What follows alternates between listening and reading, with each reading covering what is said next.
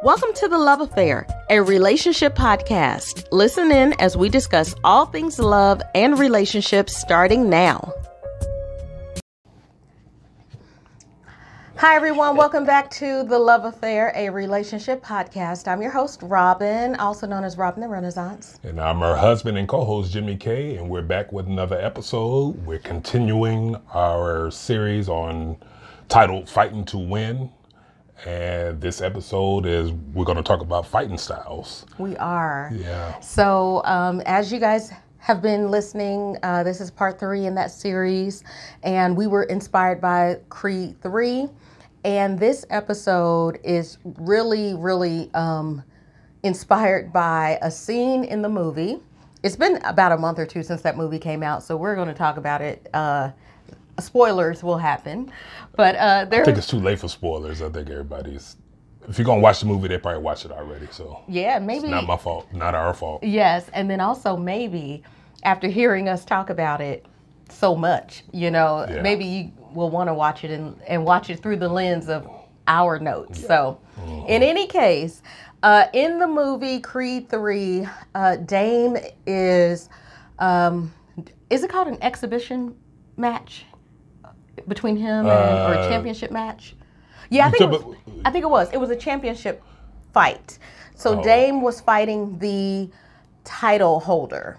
Right. And Dame beat the stuffing out of that guy.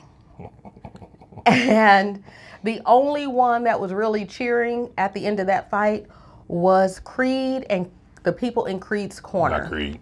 Dame. Oh, yeah, Dame. Dame and the people in Dame's corner. Everyone else was shocked, horrified. It was a mess. What was that guy's name? Chavez? I think so. Yeah. But full disclosure, that's what they're supposed to do. They're supposed to beat the crap out of somebody in the ring. Wait.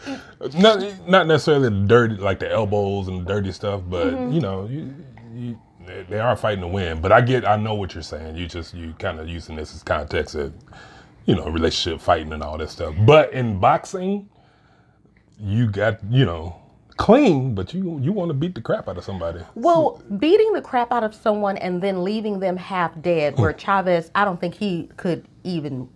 I think we all thought he was dead. Yeah, because I thought it was. Yeah, I did.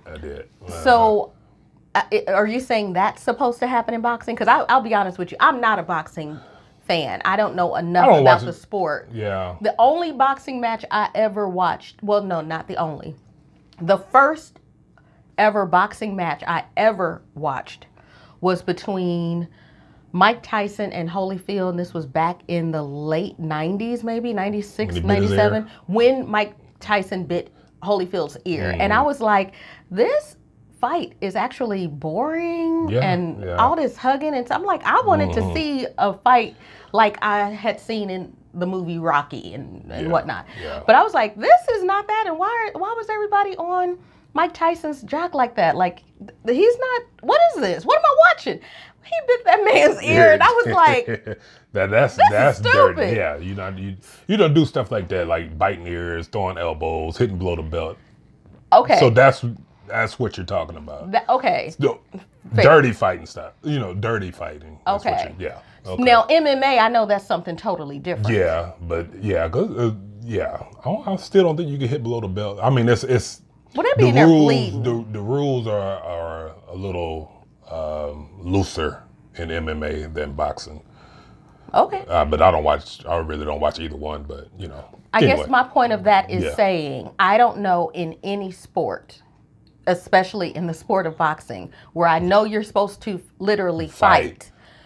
But you're not supposed to leave someone half dead in the ring. Okay, I got it. I get Why it. Does it tickle you? You're tickled by it. I'm like, what am I saying? Oh, you're nothing. Saying yes? I get what you're saying. You trying to win the fight, but I hear what you're saying. I done got you off center. Just keep going. That's on me. That's on me. It's on you. Okay, because I'm like, yeah.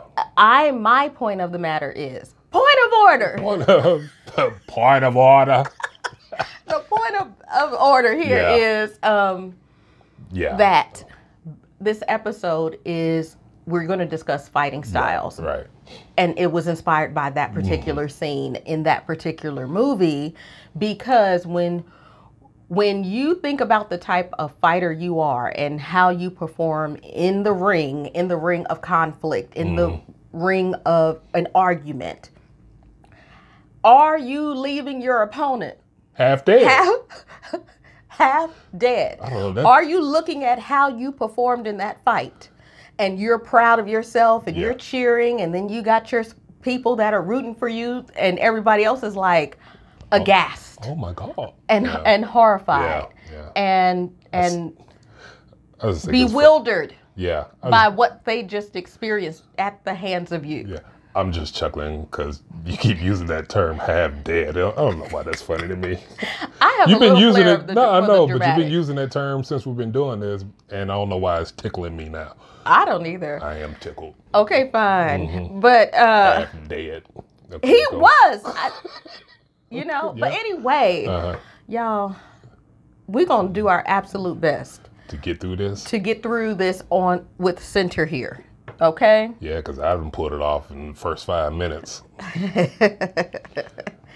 I'm going to open this up by saying that we discussed different fighting styles, and I came up with a list. Over the past few months, I have been thinking about all of the arguments and all the tussles and all the mulberry bushes I done gone around with people about different things, and I started to create a list of the different types of fighters that I have encountered. Perhaps on this list, I'm able to identify the type of fighter that I am. Talk about it. I like it when you talk about perchance, yourself. You will see yourself in the list. And maybe like one or two. Okay. We all have a preferred fighting style, right? And then as you guys are listening in, you might also be able to identify yourself, okay? You might even say, ooh, we left one off the list. So if we left one off the list, also, let us know in the comments who else should be included in this list. Right. So it made me think about a game. Growing up in the 80s and 90s, I played video games, and I really liked the fighting games. So I loved Street Fighter. I loved Mortal Kombat. And I will be honest with you, I really, really love Mortal Kombat because finish him. Yes, you could be as brutal and gory and kill your opponent and snatch out their spinal cord and tear out their hearts and kick the head off. You could do it all, and I was like, I like it. I like it. But in those games, do you remember that you could pick your fighter? Yeah. Yeah, I was Liu Kang. I used to do Liu Kang all the time. Yeah. Bicycle hit. I think that's a noise it made. Now I want to play it. I know. We gotta find it. You know what? I still have my Nintendo downstairs. So okay. That was on Sega though. Mortal Kombat was on Sega. Yeah, but Street Fighter. I think was Street Fighter Nintendo. I have both. So listen, I promise you. Yeah. I might want to take a trip to, what is that place called? Vintage Records or something? Something. It's something like Vintage GameStop or something like that. Something like that. I don't know. Okay, but I absolutely now need to get Street Fighter and Mortal Kombat. Okay, let's do it. Okay, now I want to play. Okay. I am an old school gamer. I still have a Nintendo. I still have the OG Super Mario Brothers with the Duck Hunt cartridge with my gun for Duck Hunt. And on occasion, I will plug it in and play it. Anywho. You're a child. I am. So I love the idea that you could pick your fighters on them. And one of the things I remember about the different games was that, especially as they got a little more advanced and the graphics got a little better and some of the things, but the stats for each fighter, like it would tell you, kind of things about games like that, like what their attributes. Thank you. What their attributes were, right? So again, going back to the list that we compiled, we're going to talk about the attributes of certain types of fighters and also pitfalls, right? Because when you're fighting to win, you have to be aware of how you're showing up in the ring and the impact that might be having, not might be, the impact that it is, in fact, having on not just your opponent in that moment, in the heat of it, the thick of it, because every fight eventually comes to an end. Every round comes to an end, right? And then what are you left with? You know, what is the relationship like after that? Half dead. Is it half dead? Do you guys come to the middle of the ring and you know, tap gloves and say, you know, nice fighting with you. Can't wait to do it again. I know I won't. Or what? I don't know how they. I don't know what the sportsmanlike conduct is in boxing. Do they usually tap gloves at the beginning of the fight? Yeah, at the beginning, but at the end. I think so. I think they do that again. Like if it goes 12 rounds, I think. Man, I don't watch boxing as much as I used to, so I don't remember. Well, I might be conflating it with sports like basketball, where you walk over to the other opposing side and everybody just kind of shake hands. Yeah, say good game, good game, good game. You know, and you leave with some sportsmanlike conduct and things like that. Right. But in any case, not right now. So that's what we're going to talk about today. And we're not just going to leave you guys with a list of all of the fighters, but at the end, we want to talk to you about the champion fighter. You know, the fighter who we all should strive to behave like. Okay? All right. But we're going to start with the rascals first. Because who is a rascal? She is. Wait a minute. Oh, sorry. Now, who's the rascal? Who's supposed to be the rascal? You know what? What? I would like to invite you into an argument right now. Would you accept? You want to RSVP? Sure. Yeah? You want a piece of me? No, I don't want a piece of you. Okay. You got it? No, I don't want a piece. That was funny, though. I was going to say we all are a rascal at times. Yeah. Yes? That is true. Oh, my gosh. Let me roll my eyes at you. Just hard. Are you going to do it hard? Okay, go ahead. Let me add a little neck action. Okay? Let me make sure I can still do it because I haven't rolled my eyes with my neck in years. Okay, I'm ready. I'm ready. Okay. How'd I do? I felt that in my shot, though. Yes. I think I'm going to bring it back. You going to bring it back? Eye roll. Neck roll, eye roll. The first time I rolled my eyes at you. Yes. Yeah. Oh, God. Wasn't a neck roll. I don't do the sassy neck roll. You're right.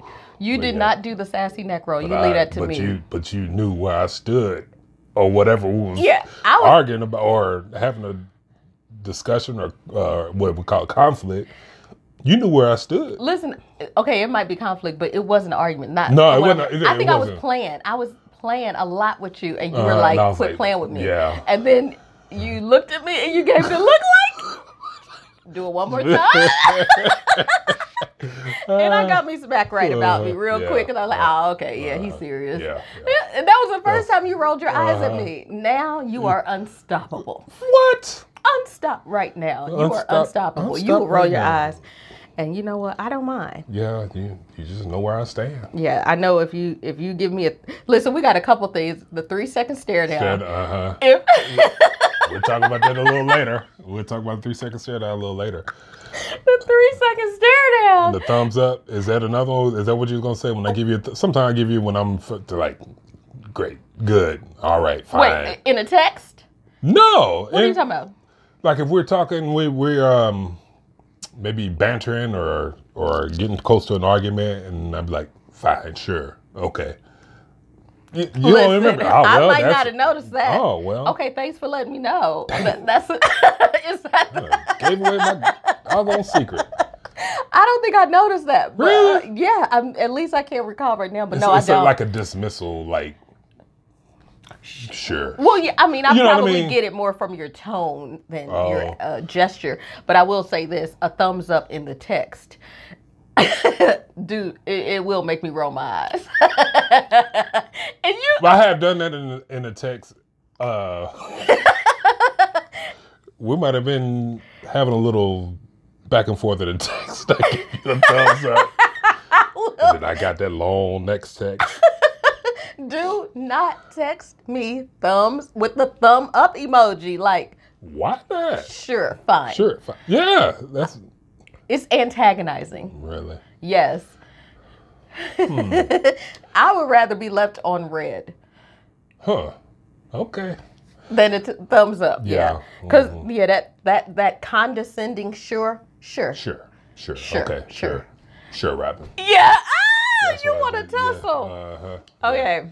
All right. Go on. Boy, y'all, we gonna get through it. Maybe. We are going to get through it. We Maybe. hope. We hope. We hope. Mhm. Ain't that the truth? All right, now let's do this. Okay, so yeah, guys, so we're going to talk about it. But before we do that, I want to bring up something. Mr.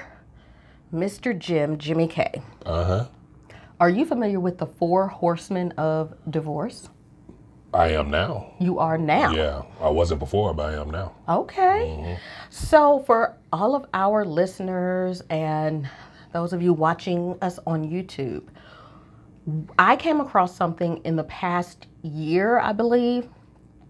I really enjoy podcasts, and I remember that this particular couple was on a podcast, and they were talking about the 4 Horsemen of Divorce. And they said that over their decades-long study on married couples, that they were able to identify 4 characteristics of marriages that would end in divorce. And they were able to predict, I think they said they spent, I forgot how much time they spent with each couple, but they were able to predict with over 90% accuracy whether or not this couple would get divorced.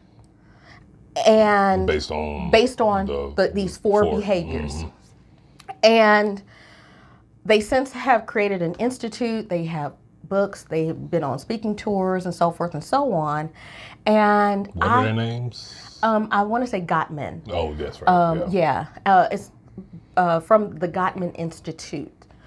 And so what I want to do is I want to play a clip, a little snippet of what they describe as the 4 Horsemen of Divorce. And then I'm going to marry our list of fighting styles with their 4 Horsemen framework. And we're going to assign the fighting styles that we came up with to each category of the horsemen. Okay? So it's going to be interesting to hear, and we guys hope you enjoy it as much as we did, just kind of going through it. And so what we're going to do is, you want to get into it now? Sure. Okay. And I was going to say this. You said we're going to assign our list with their list, basically. Yeah, we're going to marry it. Yeah. That's kind of our opinion in some ways. And there could be some overlap with the how am I trying to say it? The overlap with our list and their list. It can go it can overlap. Anyway. What do you mean overlap? Like echo? We're echoing each other's sentiments? We might put one behavior in one category, but it also can be in another category as well. That's what I'm trying to say. Okay. Thank you for being patient with me. Yeah, for sure, All for right. sure. Listen now, I have said in the past, I think we've said this in the past, that we are not part of the Gottman Institute, or we are not relationship experts, Not a that doctor. we are not licensed in any therapeutic services or whatnot. Correct. We have been married for 20 years. We are celebrating our 21st Next month. wedding anniversary next month in June. So the expertise that we have and that we share is from our lived experiences. And the lessons and the blessings we have received and achieved along the way. Yeah. Give you some snaps like we're in Love Jones. Snap, snap, snap, snap, snap, snap, snap. Go ahead. You got it. You don't want to snap? I don't think I should be snapping. Why? You ready to start this video? Again, that was another invitation to a fight that you did not want to have. No. I want y'all to understand something too. We're going to get into this clip. Okay. But I want y'all to understand something. I feel like I'm about to get thrown on the bus. No. Okay. Right. I learned this in the past week. Not learned. I had to exercise this in the past week. That just because people have invited you into a fight does not mean you have to accept their invitation. You don't have to tussle with anybody, right? You can decline the invitation and decline the drama and the dysfunction. You really can. Right. I've had to do that in the past week, and it has served me well. But I will also say that if you are in what we're talking about is in loving relationships, loving romantic relationships, this information can apply to every other dynamic as well. So parent, child, sibling, Even friends, friend groups, church folks, your coworkers, it applies to all of that. But what we strive to do is give us an opportunity to examine ourselves first, identify the problem within ourselves first, and before we invite someone else into a fight.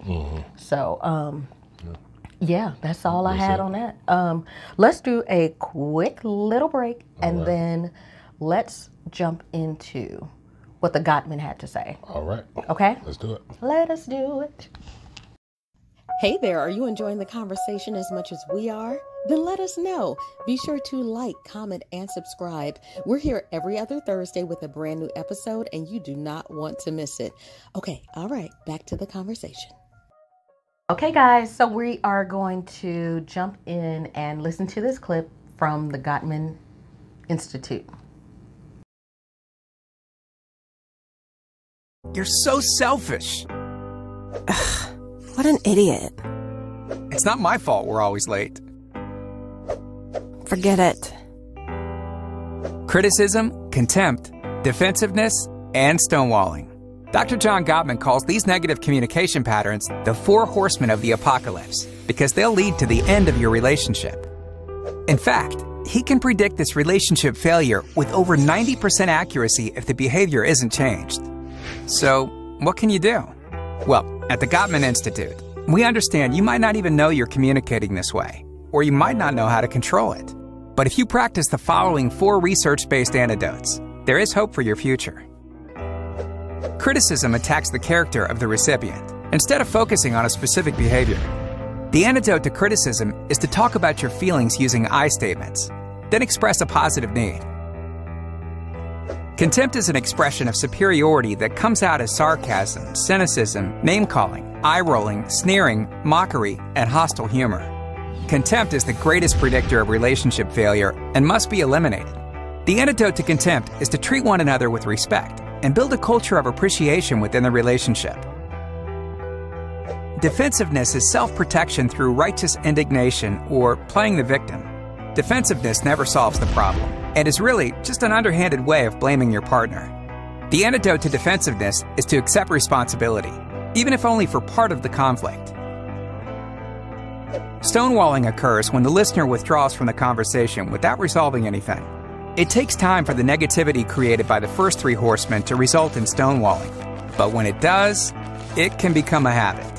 The antidote to stonewalling is to break for at least 20 minutes, calm down, then return to the conversation.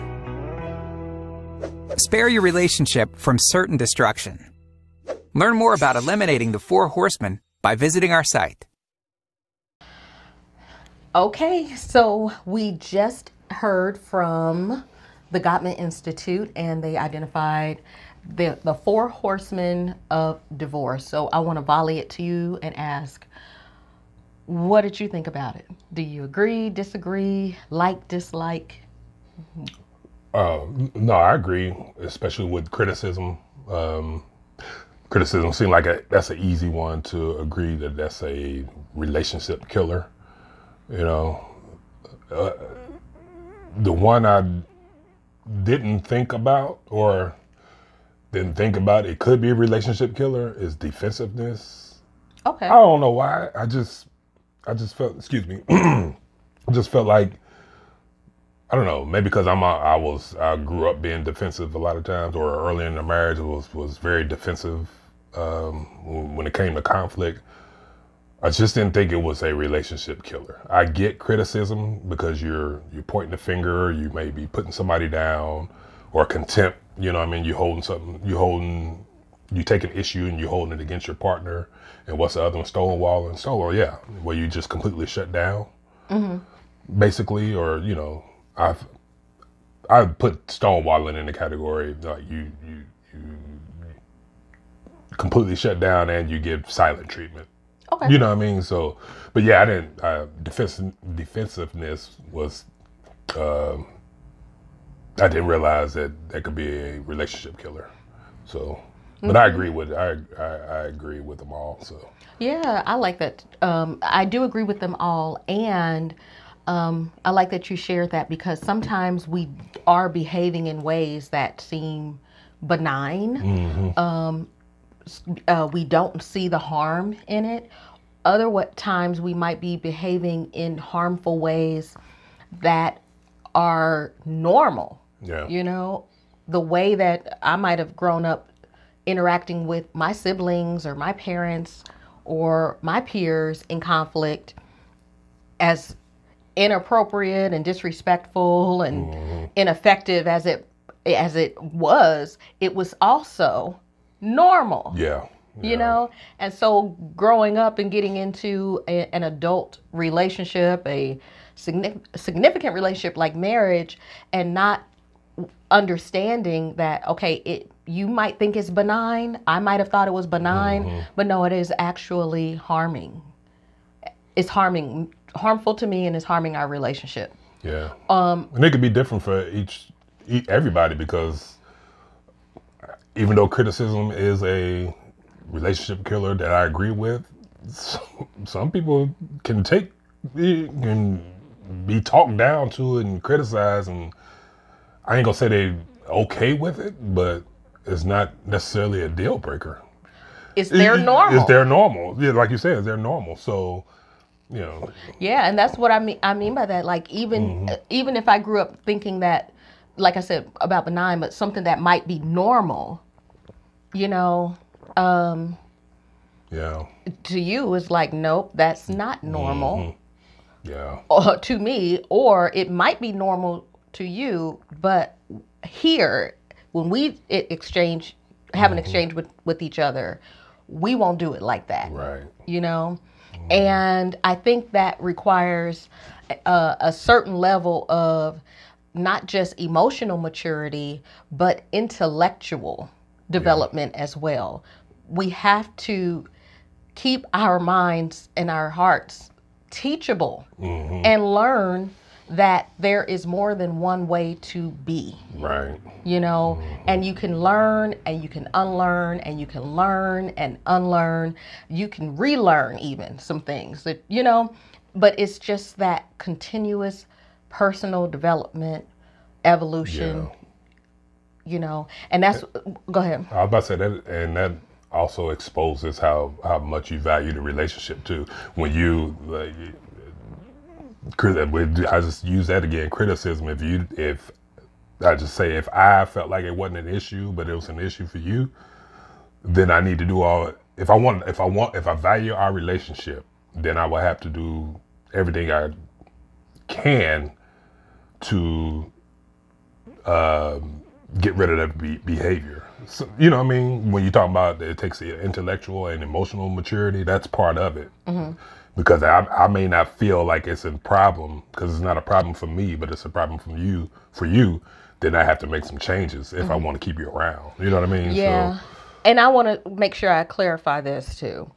There is a difference between critique and criticism. So,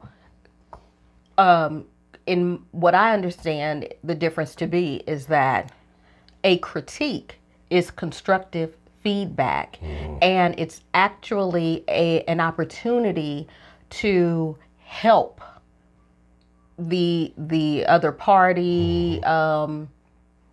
It's all in the delivery and the purpose and the intent. Like, what is the point of me critiquing this behavior or critiquing this situation or critiquing your performance here? Is to give valuable, effective feedback that's constructive, meaning it's going to build you up. Right. Criticism ain't none of that. Criticism is just, I am calling out flaws, I am poking, I am attacking, and it doesn't build anything. It's only a destructive force. Right. You know? So when you're saying, you know, if I bring up a critique or I give you feedback, that's not the same as criticism. Right, it's not. And the critique is something as simple as you point something out and then maybe offering a suggestion of how to do it better or something like that. I mean, that's one way that you can tell the difference between a critique and a criticism. And being critical. So yes, because that's something else too. There's criticism and then being a critical person. Being a critic, you know. So all those things, but these things that I think they categorized, I think those are really helpful because some of the behaviors that go along with it, sometimes people were like, oh, I didn't realize that, you know, that was considered an act of defensiveness. I didn't know. I didn't realize that me doing XYZ was actually considered stonewalling, and that's also tearing down the relationship or whatnot. So when we go through our list of the fighting styles, we are going to plug in these types of behaviors to better explain or describe how these types of fighters might be, you know, doing these behaviors. And if you are in a loving romantic relationship and you see yourself, or start here, and you see yourself, I would hope you see yourself before you see your Is this what's happening here? No, it's not you. Okay. Wait, you feel it? No, I'm saying that because I always want to start from within. Oh, okay. Start from home base. What do I see myself? And do I see myself clearly? Yeah, I like to point out your flaws first and then because I cannot with you.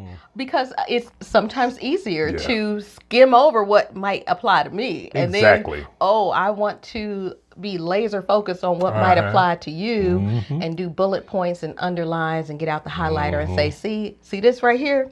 Get out the whiteboard. That's you. Yeah. See that? Boy, I love that in church. Do you remember that? They be preaching something. Oh. Listen, wait. Okay, I'm going to come back to center. Y'all, I promise I will. Do you remember? Oh, you don't remember this. Are you sure? You haven't said anything I'm yet. sorry. Yeah. I remember this particular time in church. They were preaching about something or whatnot. And I felt like they were echoing my sentiments exactly. And we were sitting next to each other and I was like, yes. Oh, yeah. You were terrible. Come on. Teach. Teach. Preach. Right. You know, come on. That's what they used to say, look straight ahead. That's what you were supposed to do. A mature person would just look straight ahead and be like, you know. That's what I did because I was mature. I'm a shush. But anyway. I honestly wasn't doing it that extreme. No, of course not. I would get a little louder on some parts. And then especially if it was about something and the other person was around, somewhere not near me, I'd be like this. Come on. Teach the children. Yes. You know. That's on brand. So it's so much easier to point it out in someone else. Absolutely. And it's not we don't want to humble ourselves to see ourselves, right? Because we don't want to humble ourselves sometimes. You know what I mean? But that's why I said there's it requires a certain level of intellect. Yeah. Okay, because you got to have comprehension. But anywho, go on. Anywho, so I'm going to run through the list that we came up with. Interestingly enough, these fighters all start with P. I don't know why. Yeah. I really don't, but it was just easier to just keep it going with the P. So I'm going to start with, and again, these are the types of fighters or your fighting style. And the ones that either we displayed or we had it displayed on us. Yeah, it was displayed on us. It's not the only. These are not the only fighting styles. I don't believe, and it's just, I guess, closely related to us. So a quick run through the list: the petty fighter, the perfectionist, the prosecutor, the fighter. We'll explain that later. Yeah, we will. The preacher, the performer, the politician, the placater, the peacekeeper, and we're going to save our last one because this one is the champion. This is a good one. We're going to save that one until the end. We'll reveal it to you. Okay? Yeah, there you go. So that's the list we came up with. Using the 4 Horsemen of Divorce and marrying our list of fighting styles. Under criticism, they said criticism is the first horseman. And that's the other thing I wanted to mention. According to their list and their framework around the 4 horsemen, these are progressive behaviors. So criticism is actually the door that leads to contempt. Defensiveness is in response to pettiness and contempt. Okay? And then stonewalling is usually a last resort. Right. Where I'm like, I'm done. I'm just here so I don't get fined. Type behavior, right? Yeah. But they have already left the relationship by that point. Yeah. So in any case, criticism, again, is an attack on your partner at the core of their character, an attack on your partner's character, or, Right. So in short, it's an attack. Yeah. Okay. So the types of fighters that would operate under criticism, I have petty. Okay. Yeah. The petty fighter, and here's how I describe them. They are small-minded saboteurs. They are only interested in punishing their target. They are hyper-focused on getting their lick back. This is one that irritates me the most. Argue to argue. They argue just argue just to to argue. They argue. just want to argue. Go on. They take cheap shots. Why am I struggling to say that? I don't know. You all right? Cheap shots. You need some water? I know. They never come with solutions. And the way that they take a person out is What? death by 1,000 paper cuts. Yeah. They're gonna nitpick you to death, basically. Nitpick, poke, Yeah. cut, slight, do it. You know, Yeah. if you've ever had a paper cut, it's minor things. And usually petty means small, you know, but they thrive in minuscule, small, low vibrational behaviors, right? Low vibrational plates, right? Yeah.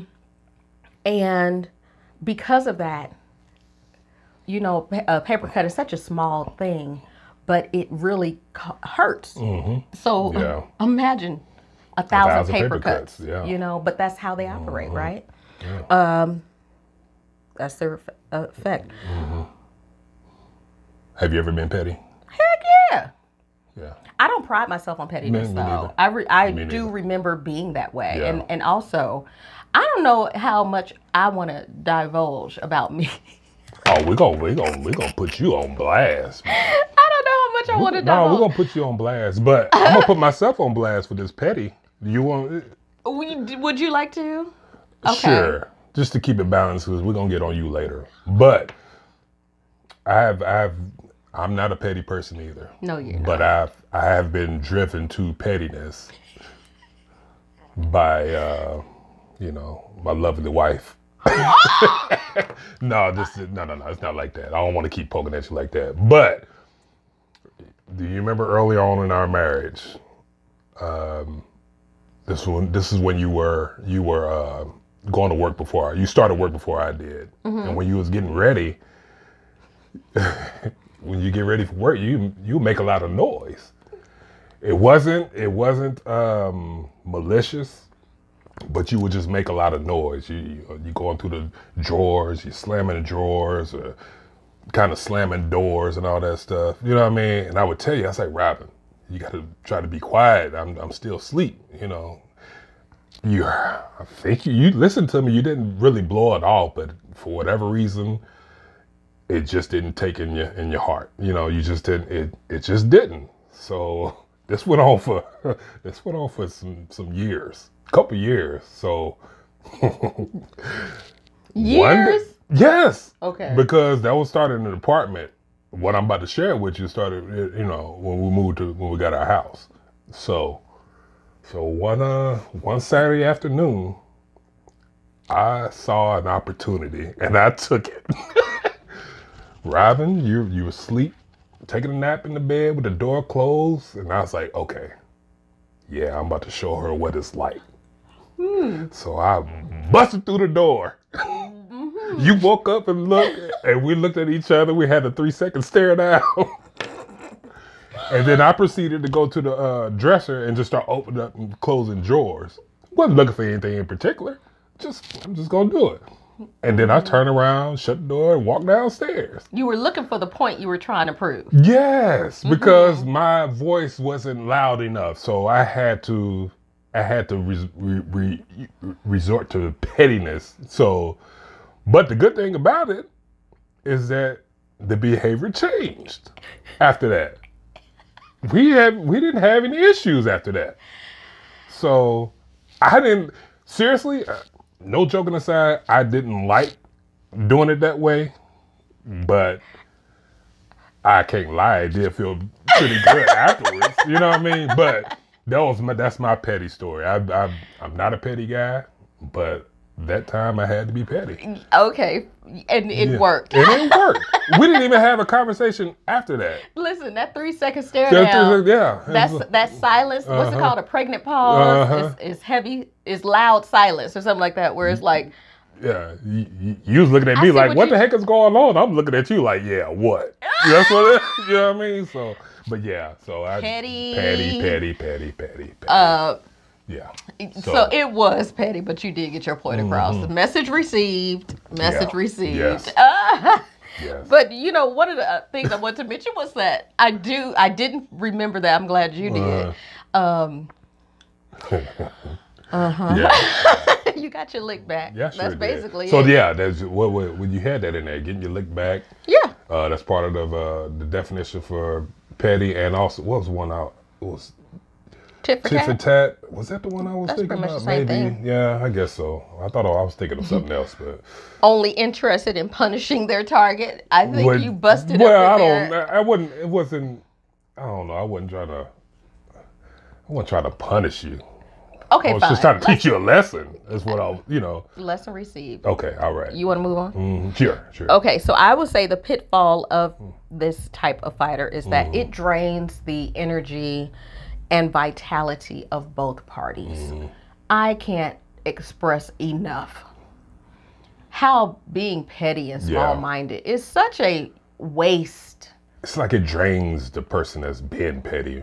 It drains both, but because you gotta think of ways and remember everything just to get back at somebody or to okay, I remember that. It's like Jordan, and I took that personally. Michael Jordan, I took that. You know what I mean? I took that personally. Yeah, but it is in relationship context. That's very draining. For both parties, So. It is. I feel like there's something in my hair. But it is. And it's unnecessary energy that could be used to actually repairing and building up, but it's only energy used to undermine, and it's stupid. Right.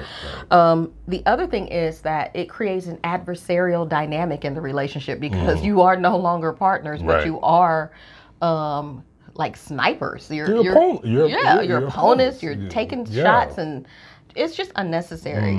And it's ugly. I've been around couples who behave that way. I don't like it. Yeah. I don't like that. I don't. It makes me uncomfortable to even watch. But anyway, another fighter that would fall under criticism.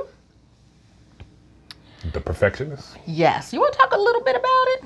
What we got on here is nothing is good enough for the perfectionist. Nothing. Uses should, would, could statements. You know what I mean by that? Like, I wouldn't, or I would do that, or I wouldn't do that, or you should have done X, Y, Z. Kind of like that. Is that what you mean? Or you could have. Instead of doing this, you could have just did. Yeah. What you should have done. You know. Yeah. I've been there too. What else? Always, we got? Yeah. Unrealistic standards, lack of grace, and then what we talked about in the last episode or whatever, the measuring tape. Yes. So, they will be, So in the previous episode when we had the clip from Carrie Shook about the different tools, so the perfectionist is also the measuring tape, and the problem with them, out of everything we listed, is that their pitfall is they have this delusional superiority complex. And they really do think that they are above reproach, or they set a standard, and that the way that the relationship should go it should only go according to how they think in their mind. So it's a very puffed up sense of self. Yeah. You know what I mean? So, very much so. And I find that people who fight like this or behave like this or whatnot, it really does hinder their ability to have meaningful relationships with others across the board. Right. Not just in loving and romantic relationships or in marriage, but across the board. Because who would actually feel safe and comfortable being around a perfectionist who's always scrutinizing their every move, every word, every choice? Right, because... And it's I like... don't mean to cut you off, but one of the main aspects of a relationship, you have to be vulnerable with each other. You have to, you know what I'm saying? So if you're dealing with a perfectionist, there's no way you could be vulnerable and transparent and even truthful. You get what I'm saying? Like, you can't even be truthful, because if you really express your true feelings or your true emotions, it's something's gonna get picked apart. You know what I mean? So So those are the two P fighters that we have under criticism. Because at the core of being petty and at the core of perfectionism is criticism, and basically all they want to do is attack. Right. Well, they don't have the tools to build up anything. They just want to point out flaws. So the second category they have, the second horseman, is contempt. And what's interesting is I could have put the perfectionist here, but I didn't. And that's why I was saying earlier, this stuff can overlap. You can put it, Yes. It's not exclusive to one. You know what I mean? They can go bounce back and forth. Truly. Maybe even all of them. So. Yes, but the person who, according to them with contempt, Gottman, they said, this horseman is so deadly because it assumes a position of moral superiority over the other party.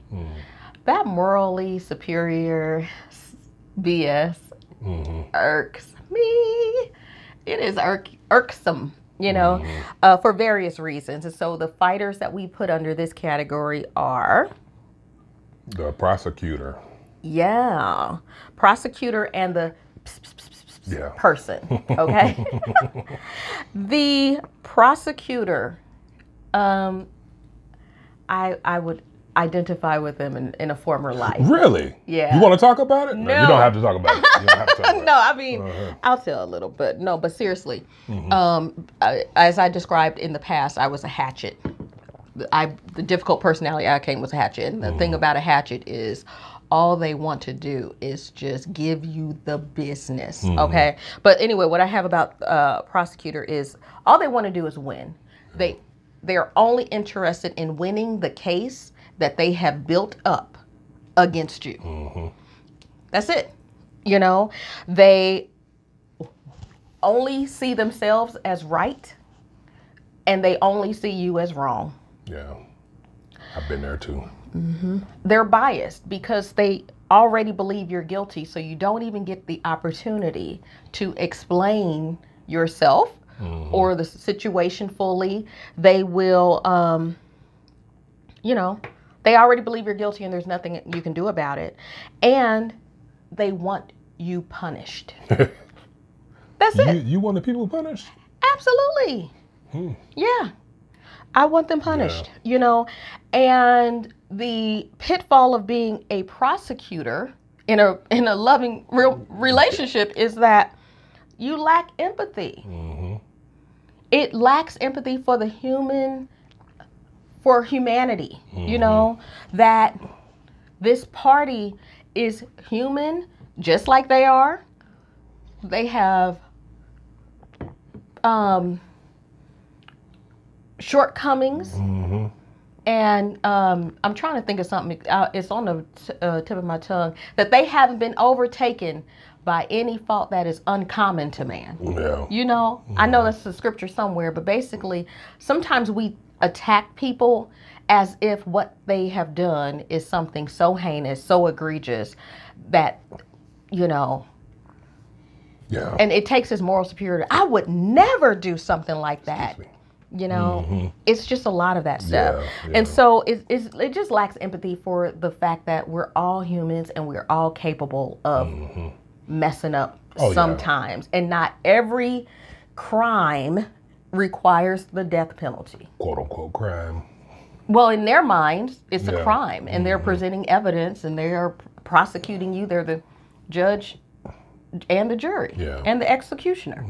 So, and also they lack empathy, but also they avoid information that might prove them wrong. Who can stand up to a prosecutor? The defense, which is the next one they had on the list. But anyway, people who are defensive. But if all you're doing is, you know, saying, nope, you're guilty. Well, let me explain. It wasn't like that. Nope, still. You meant it. You meant it. You said it, you meant it. Yep. It happened just the way, and it's kind of like, who wants to sit through that? Nobody. Know? Not me. Not me. And I will put people through that, didn't I? In my former days. I'm In your wise. former days. Okay. I'm not gonna wise, right, sir. I'm not gonna keep throwing you under the bus. No, you're not. I'm not gonna let you throw me under the bus no more either. Yeah. You know? You remember those first couple episodes, I felt like I got thrown under the bus. So this is retaliation. Petty. Grow up. Put your war clothes on, because it's about to be war. Immediately. Okay. Stop. All right. My bad. Goodness. But again, with the pitfall of this of a prosecutor is that they do not provide a pathway to redemption. Right. You're guilty, you know, sentenced to death, or whatever their punishment is. There is no way that they allow you. There really isn't any opportunities to redeem yourself or the relationship once they are done with you. Yeah. So, anything else you think of for them? Or no? I think we covered it.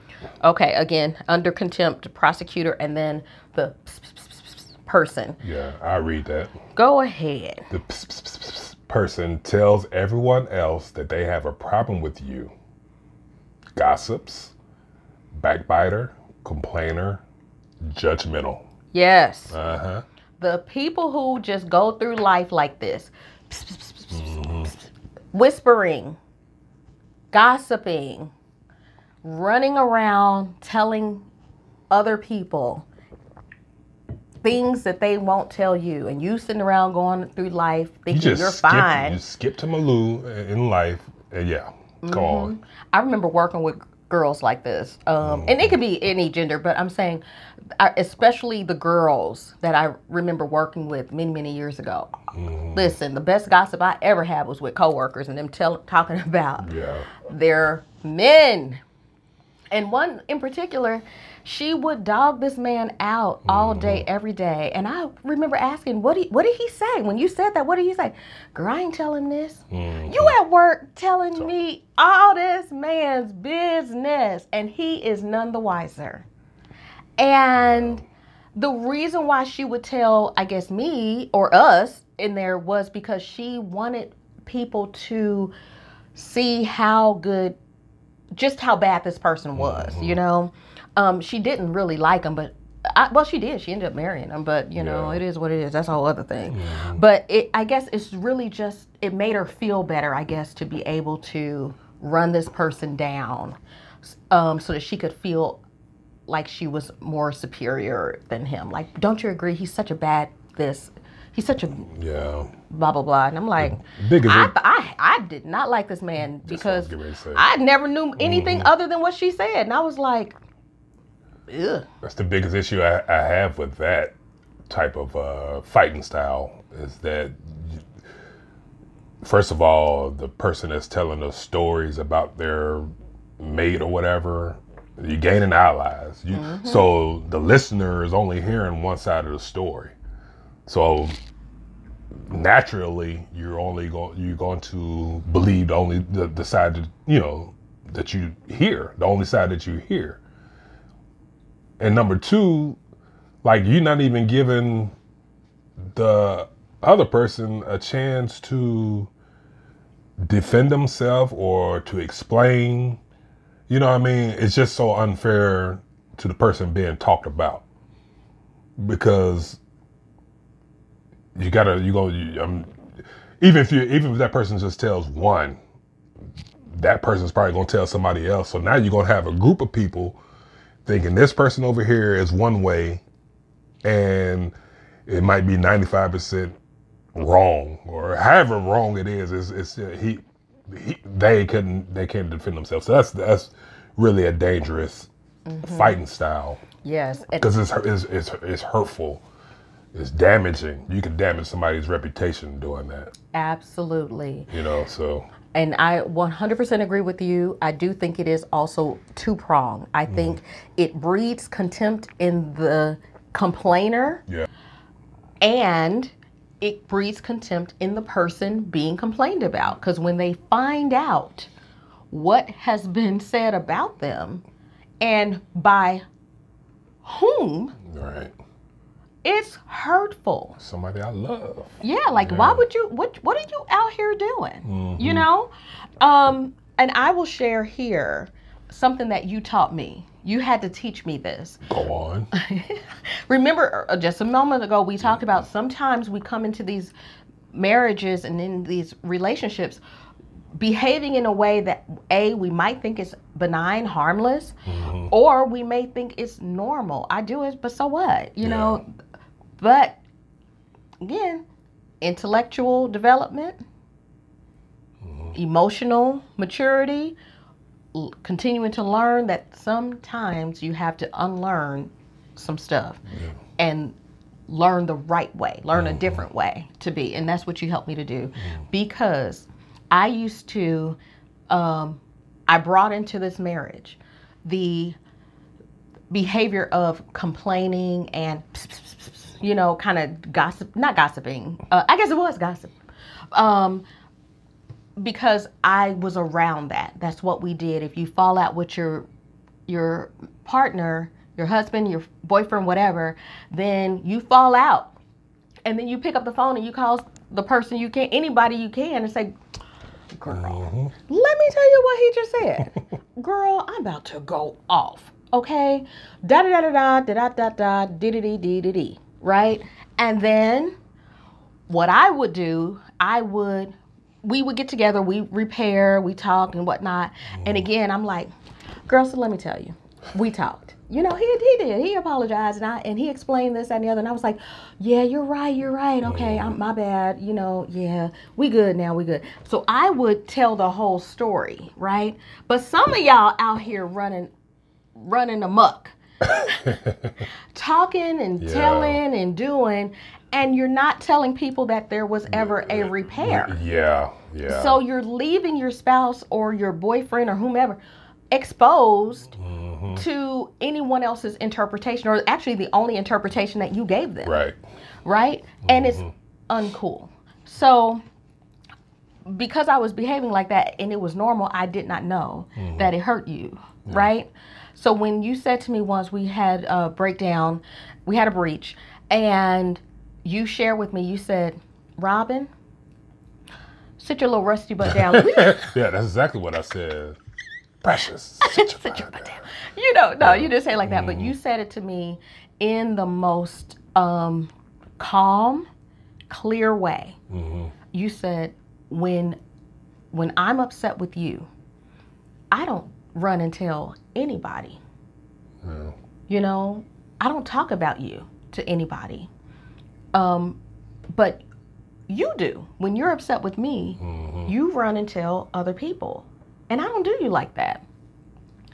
And when you said that, and also maybe in the way you said it, it landed. Yeah. And it changed me immediately. Yeah. And I said, you are absolutely right. And I would not do that. I have not done that again.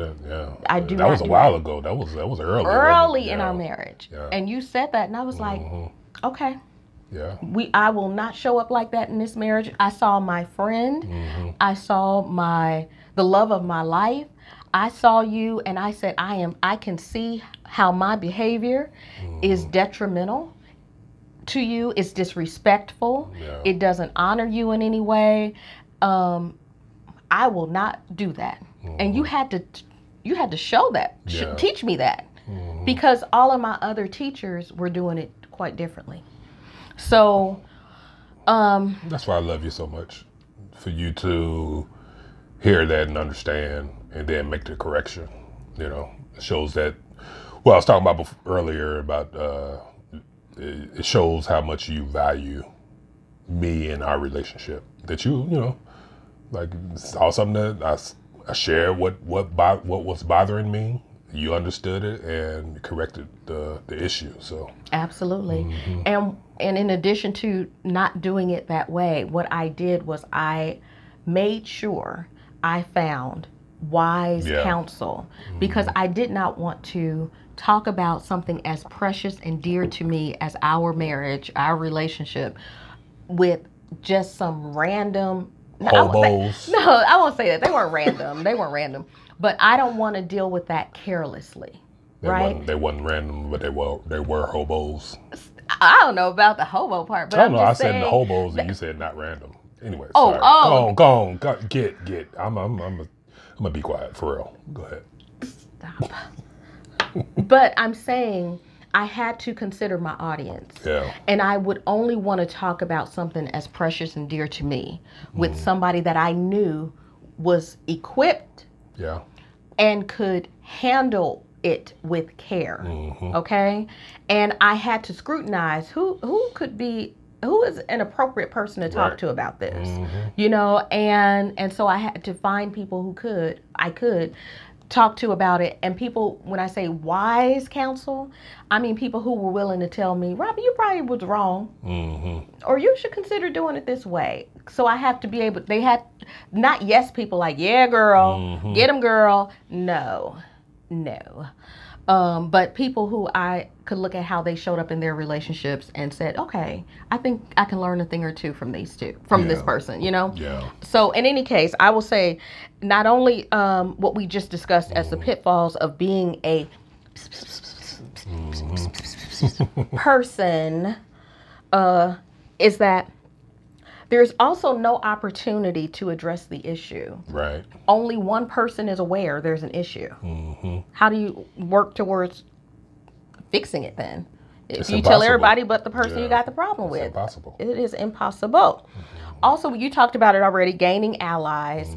And again, the only time you really need allies are when you are at war.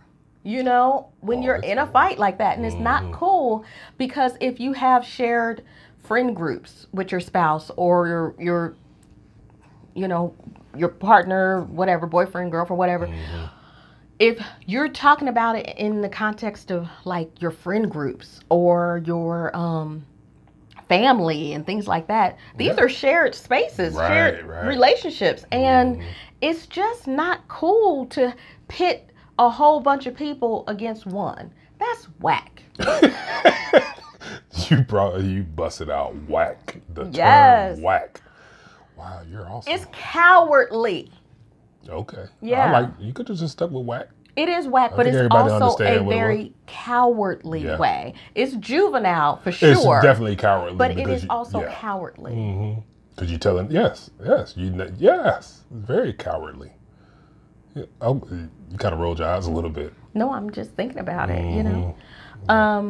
And so in any case, we want to keep this conversation going. So if you have been enjoying what we've discussed so far, if you've been able to identify yourself, first, remember we said that we want to see ourselves. I've seen myself a time or two. See ourselves, and also maybe understanding how, you know, we might be negatively impacting our relationships, you know.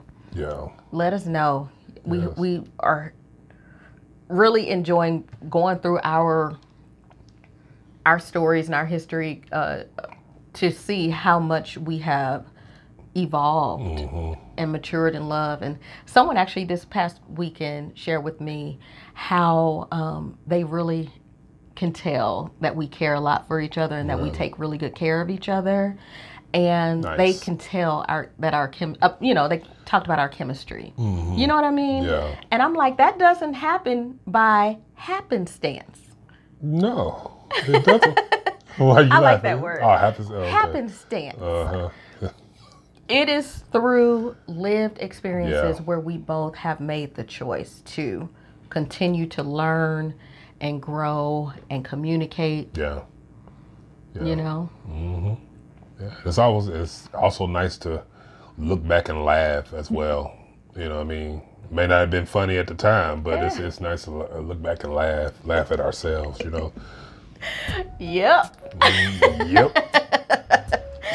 So we are going to continue the conversation in the next episode. We are going to cover these last two categories, these last two horsemen, defensiveness and stonewalling. You do not want to miss it.